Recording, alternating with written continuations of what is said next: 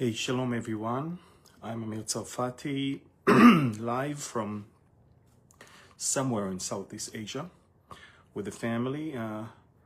And everybody's asleep. Don't worry, I'm not damaging my vacation. I'm in a terrible jet lag, as you know. I'm exactly the opposite time from America, where I came from. But these are breaking news because, as you know, just less than an hour ago, an agreement was reached in Sharm el-Sheikh in Sinai in Egypt between Israel and Hamas, brokered by America, the Turks, the Qataris, and the Egyptians. And basically the mediators told Hamas, that's it. You have to agree. This is the best deal you can get, or else you will be destroyed and we will not be there to help you. And so the agreement basically is only on the first phase. And the agreement is that the IDF will pull a little bit back from the city of Gaza to the yellow line that I shared with you on the map earlier. And all the living hostages are about to be released in the next 72 hours. Finally, the 72 hours means something to someone. And it'll be a bit more difficult to release the bodies of the dead hostages because some of them are spread around and Hamas is not really holding all of them. Because they're dead, they prefer to put most of their effort in keeping the living hostages. So that might take a few more days. But basically, Israel is going to release at least 250 heavy terrorists, which is unthinkable. But again, we're paying right now for the horrific, I will call it, mistakes that we did 2 years ago. So, I mean, there's payback. And the payback is this. We have to pay something back. That's payback.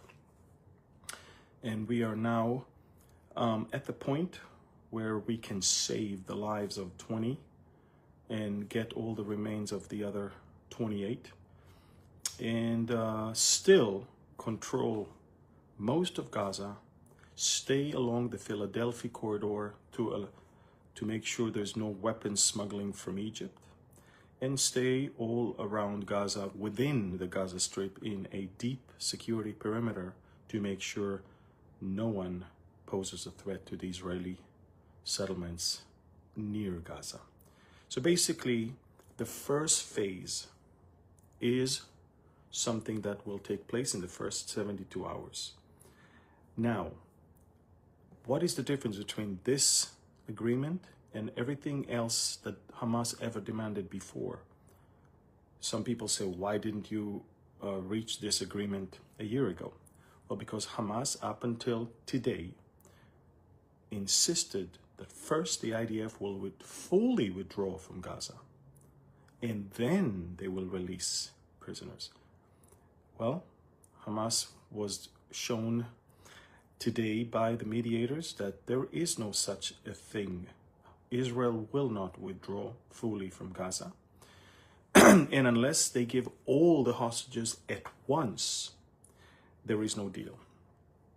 All of that is thanks to 2 or 3 things. Now listen to me very carefully, because the media is lying to you.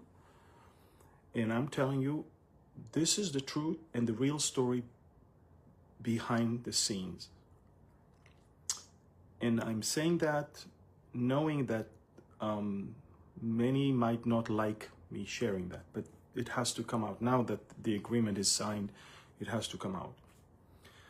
So if you remember, when Trump was elected, it was, I think, January that he entered the White House. And the first thing he said is all hell will, the gates of hell will break loose and Gaza is going to be destroyed if they don't release, everybody and all of that, if you remember that.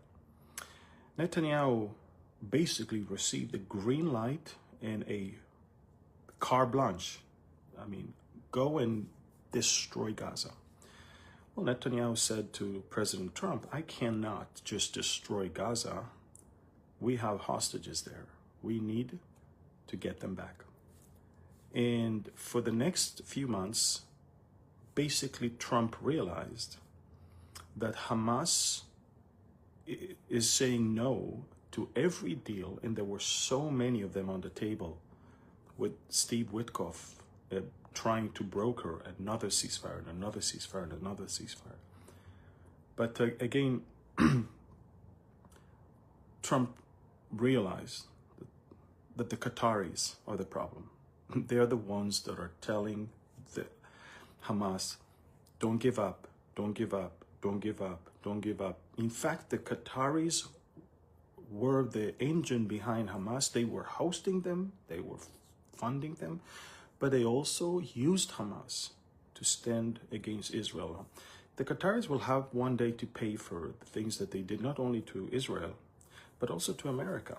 All the poisoning in the US universities, everything we see today, all the terrorists that you see in the streets of New York and in other cities around America, this is all Qatari money.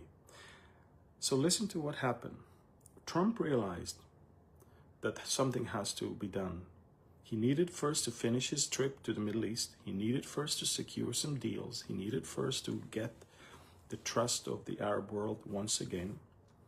But then, listen to this, and again, you will be very foolish not to think that Trump was in the secret of Israel's strike in Doha.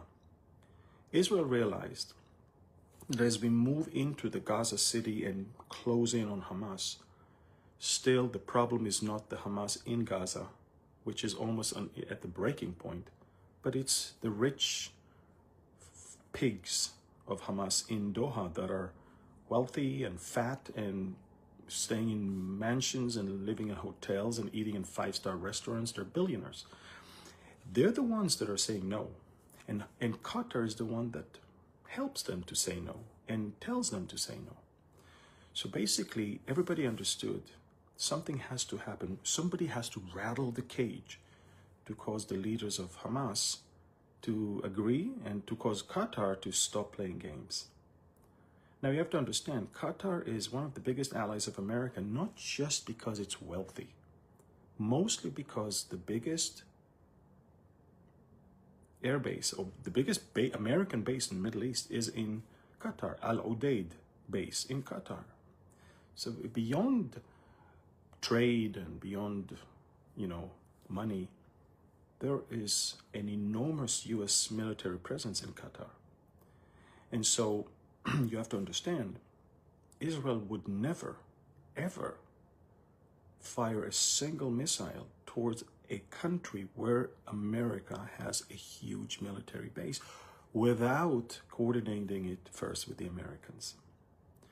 And so Trump, together with Netanyahu, decided that it's time to rattle the cage. But first we have to agree. Israel attacks and America is saying, bad boys. That's how it has to look. And we agreed to that. Now, do you really think that we missed the target and all of the Hamas negotiating team in Qatar were alive just like that? We so successfully eliminated people in the heart of Tehran, in the heart of Beirut, in a much more secured areas than Doha.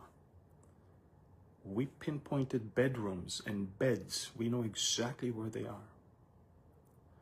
So let me tell you this.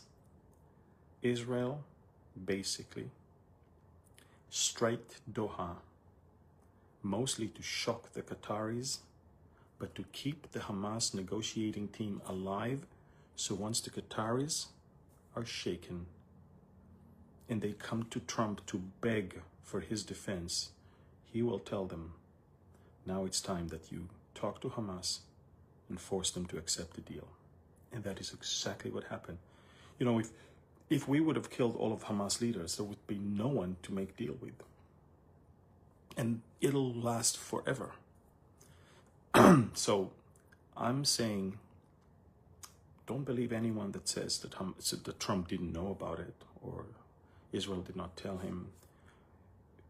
Not only that we told him, I think he liked the idea. And immediately, a day after, the Emir of Qatar made it to DC, begging for an agreement with America. Because he realized if a friendly country like Israel can strike so easily Doha, can you imagine what Iran can do? And so, what we're witnessing right now is the art of the deal, basically. We went all the way to Doha a month ago today, exactly a month ago, October 9th.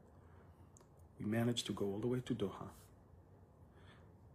to rattle the cage, and the cage has been rattled, and Hamas now is forced to accept the deal.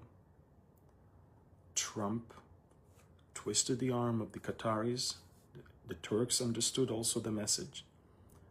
The message was clear. Israel will strike anywhere Hamas is, whether it's Cairo, Istanbul, or Doha. Everybody understood the rules of the game have changed. Trump is backing Israel. He understands who the real troublemaker is. And everybody understood it's probably for now better for us to be on Trump's side. With the power of the American economy and American military and the alliance that they have with Israel and the amazing Israeli military achievements so far, it's better for now to be on their side. And that is exactly what happened, folks. So basically, what was agreed upon today could only be possible because of what happened a month ago today. You understand that? It's super important that you get it. Now, the media will lie to you. Israel missed. Israel did not coordinate with Trump. Trump is angry with Israel. Baloney. Baloney. Everything you see now is a script, well written, well played, and well executed right now. Everything you see. Now, this is just the agreement for the first phase, which means the two heavy things that are still left on the table are not even dealt with right now. Because first we want our hostages back. We want the leverage that Hamas had gone. After this coming Sunday, everything will be different. Hamas believes that this agreement right now will actually serve as the official end of the war. That's what they believe. Where Israel says, sorry, this agreement is just for the first phase. You still need to disarm. There still has to be a different government in Gaza, which is not the Palestinian Authority or Hamas. And Israel is not going to fully withdraw from Gaza. Never. We will continue to stay along the Egyptian border to make sure that the weapon will not continue to flow into Gaza. And we will continue to be present within Gaza Strip along the perimeter, security perimeter, to make sure no one is coming near the fence. Now, Hamas will, basically all the goals of the war of Israel are going to be achieved. The question is, when will all of them be achieved? The first one, the goal of the war to bring the hostages, within 72 hours. The next one, maybe a month or two. The next one, maybe half a year or a year. But down the road, Qatar, Turkey, and Egypt made it very clear to Hamas that for now, that's the best deal they can get. That's it. There is nothing better on the table for them. Take it, or you will be completely destroyed. Make no mistake, and I have to be very clear about this. No one in Israel, nor in the White House, really truly believes that Qatar, Egypt, and Turkey wants Hamas to be destroyed or wants Israel to live in peace. Make no mistake, Erdogan wants the Zionist entity to be destroyed. Erdogan believes Hamas is not a terrorist organization. Egypt is the one that armed Hamas from Sinai, and Qatar is the one that funded Hamas. And Iran will continue and still continues to send weapons and try to smuggle weapons through Jordan and through Egypt also. So basically, it's not like the Middle East overnight becomes a paradise. But I think that what we see now, the nuances of the agreement, the implementation of the agreement, will set the stage for a broader Abraham Accord agreement. Not for too long. Not for too long. By the way, pay attention to two more active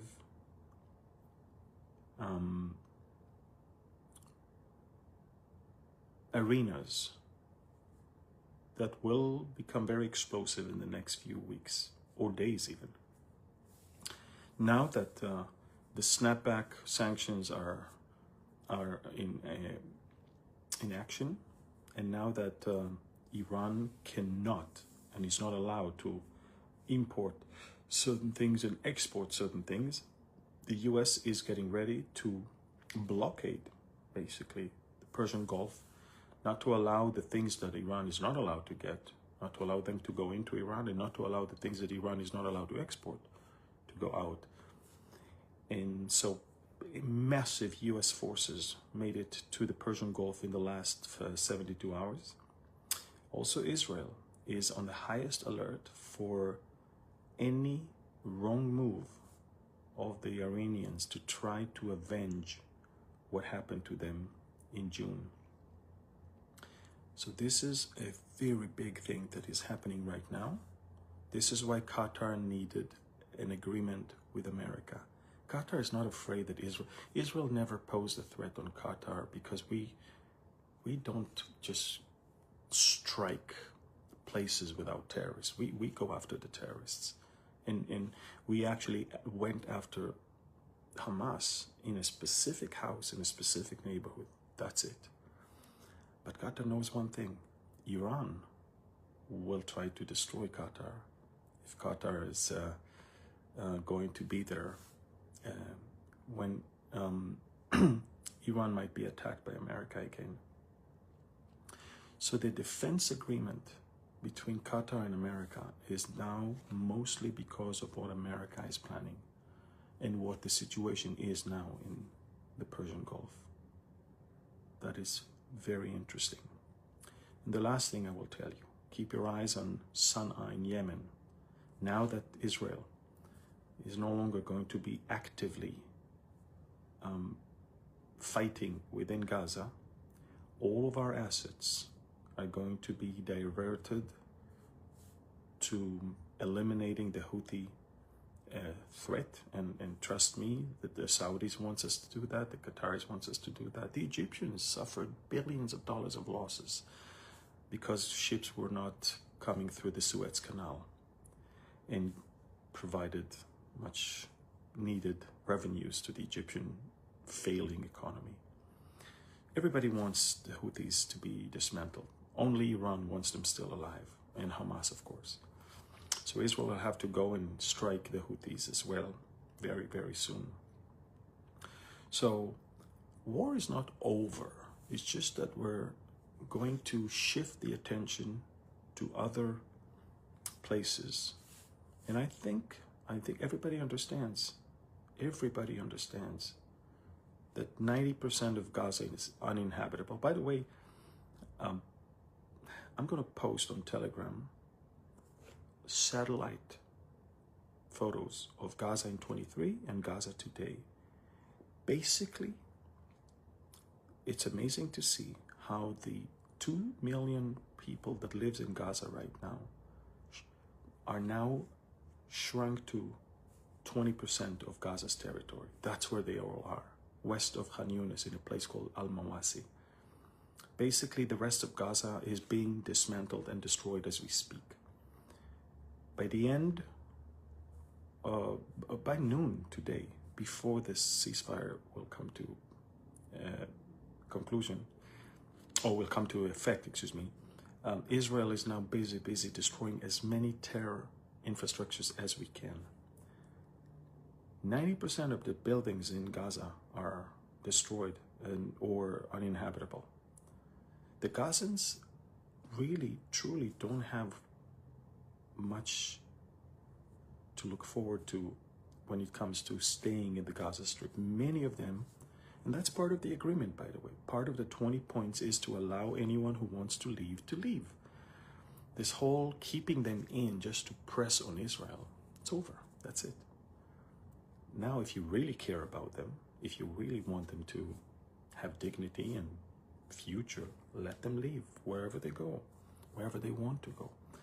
And now let's see, all the countries that supported the Palestinians and said that we commit genocide. By the way, if you're a country and you say that there is an active genocide, then you are obliged to open your gates to allow people to come in to save them from that genocide. Let's see if France and UK and Spain and Ireland, let's see if they open their gates to allow the Gazans in. Let's see. Interesting. But again, and now if you ask me, Amir, do you like this agreement? I will tell you this, I don't. If it was up to me, we were supposed to destroy Gaza completely, cause everyone to leave, and resettle Gaza with Israeli settlements. That is the only language our enemy understands. I'm not running the country. I am not the leader. Therefore, my opinion matters not. That's my opinion. But in reality, if you truly read the Bible and understand what's coming next, you know there has to be a temporary peace and prosperity and safety and security era, which will precede the next big war, which is the one that Ezekiel describes. And that's the one that Iran and Turkey and Russia are going to take part of. So, biblically, in a sense, taking care of business in Gaza, in southern Lebanon, Syria, and all of our immediate area, including Yemen even, I think makes sense. Because none of them will join the next war. All of them will be defeated. The next war is with a second tier, countries that do not share a border with Israel. This war is with everybody around us. And it's not, we're not fighting against Lebanon or Syria, we're fighting against terrorists in Lebanon and Syria, and in Gaza, and in Judea and Samaria. We're going after them. We're defeating them, as you can see. All of Israel's war goals are going to be met in a very, very near future. All of our hostages are going to return, which means Hamas will not have the leverage anymore. And then, true, terrorists are going to be released from prison. But now, if we see that they're back in terrorism, we can go and kill them, or we can go and round them up and imprison them again. And we don't have any more hostages that are being held under the ground there. Look at the quick, decisive war we had in Lebanon, where we dismantled Hezbollah, and we had in Syria and in Iran, because there was no leverage there that they had on us. There were no hostages that they kept under the ground and starved them and tortured them. This is going to be the case in Gaza. I believe that just as the agreement was brokered with Hezbollah in southern Lebanon and is being enforced by Israel every single day, I don't think there was a single day since the agreement with Hezbollah that we did not attack Hezbollah targets. And it's going to be the case in Gaza as well. But that's going to be when not a single Israeli hostage is there, and we'll be able to do what we need to do. So again, a month, exactly a month, to the Doha strike and there is a deal with Hamas and all the hostages will be free in the next 72 hours. That could only happen because of the amazing trick that Netanyahu and Trump crafted to rattle the cage, caused the Qataris to change completely. The Qataris, not only that they change every bit of their rhetorics right now, they are even changing Al Jazeera's rhetorics. It's quite fascinating to see it. Do I trust them? No. I think they're snakes. But it seems like they're much more afraid of Trump and Israel right now than they are from not standing with Hamas. So this is it, folks. Great and amazing day. The hostages will be back. And this symbolic thing is not only that today the deal is going to be signed, which is a month after the Doha strike, but the hostages will be back exactly on the second anniversary to the last day of Sukkot, of Tabernacles. You see, October 7th may have been 2 days ago, 3 days ago, but we follow the Hebrew calendar. And according to the Hebrew calendar, the last day of Sukkot, which is when the massacre took place, is right when the hostages will be back. So exactly 2 years on the Hebrew calendar. And the painful topic of 251 hostages that were held in Gaza will come to an end. Quite remarkable and amazing times we live in. So please share this. There's a lot of information on this video that a lot of people don't know, and many people don't want them to know. So share it with as many as you can. And I'll probably continue only to report when the hostages themselves are released and we see footage of them, and I'm sure you'll see it all over the internet. But I'm here with my entire immediate family. We're having a good time. I landed yesterday after 36 hours of journey to the other side of the globe. I'm still jet lagged. But again, thank you. Keep praying for us. Thank you for those who pre-ordered and just ordered Exploring Ezekiel. Everybody's getting their books right now. If you see on Instagram all the photos of the pets, I just wanted to make you laugh and smile. Everything is too serious so often, and there's nothing that puts smiles on my face more than just seeing a beautiful dog or cat. So keep sending those photos. I'll post them only on Instagram story, not to make the very, very serious people angry. All right. I love you. Thank you. God bless you.